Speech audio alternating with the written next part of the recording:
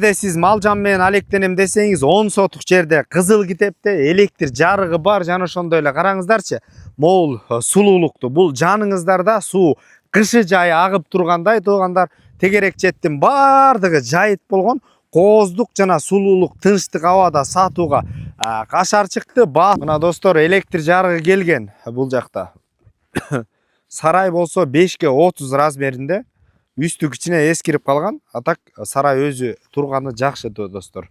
Андан сырткары бул жерде малчылар үчүн убактылуу жашаса боло тургандай үй бар экен. Кирпич жүрүлүптүр. Кирпич менен деле көтөрүп алсаңыздар болот. Участок 10 сотук Кызыл Китепте.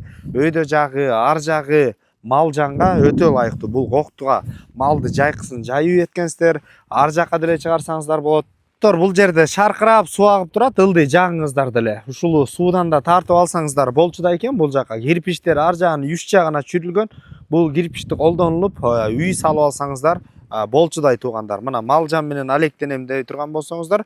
Достор, өзүңүздөр көргөндөй бул жака ээсинин убактысы жоктугуна байланыштуу эле убактылуу каралбай калыптыр. Атак бул стойкалар болсо мына чириген эмес, үстүн жакшылап жаап алсаңыздар болот.